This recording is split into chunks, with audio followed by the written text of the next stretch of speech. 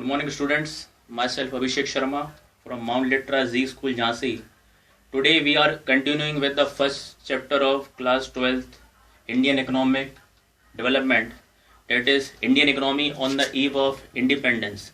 In my previous lecture, I have discussed about the features of Indian economy on the eve of independence, and in my later lectures we have discussed about the agriculture and industrial features of the Indian economy on the eve of independence. Today I have decided to go for foreign trade condition on the eve of independence.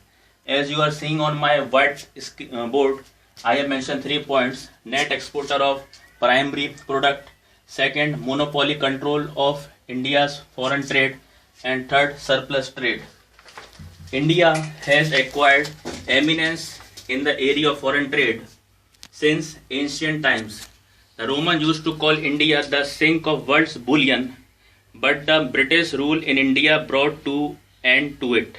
India was well-known exporter of finished goods such as fine cotton, silk, textile, iron goods, wooden goods, ivory works, and precious stones. But British converted India into net exporter of the raw material and importer of the finished goods. So as you seeing on my white screen, the first point, net exporter of primary goods and importer of finished goods. Owing to the colonial exploitation of Indian economy, India became net exporter of the raw material and the primary products. On the other hand, it became a net importer of finished goods produced by the British industry. Our import includes cotton, silk, woolen clothes, besides several types of capital goods produced in England. Second, monopoly. Monopoly means single seller or single person who is controlling the entire market. Monopoly control of India's foreign trade.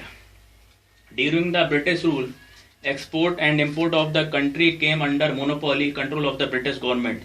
In this context, there was 2 remarkable points. First, more than 50% of India's foreign trade was directed towards the Great Britain. Second, while export of the primary products from India supplied inputs to the British industry, imports of finished goods from the Britain provide a huge market to the British industry.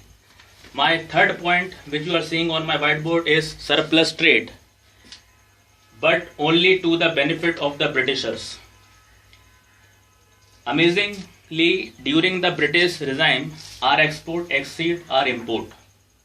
It implied a surplus of balanced trade, which means the amount of export was more than the amount of import.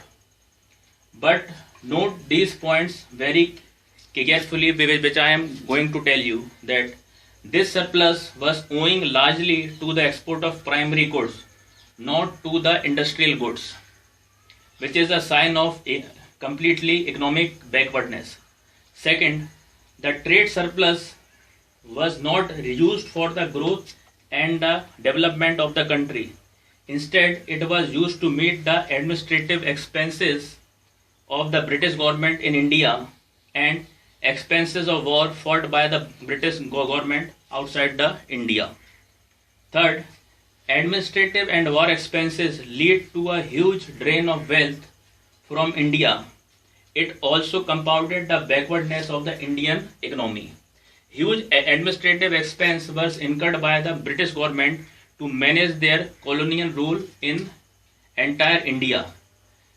They also incurred huge expense for the fight war in pursuit of their policy for imperialism. All these expenses were totally borne by the Indians. This employed a drain of Indian wealth to the Britain. Colonial policy of the British government has resulted in the monopoly control of the India foreign trade. Export and import was largely restricted to be between India and Britain. India's exports provided raw material to the British industry, while India's import provided a huge market for the British industries. These are typically characterized by a backwardness of an economy. So students, today we have discussed about foreign trade, which was prevailing at the eve of the independence at that time. net exporter of the primary product, monopoly control of India's foreign trade, and surplus trade. So that's all for today. Thank you and have a nice day.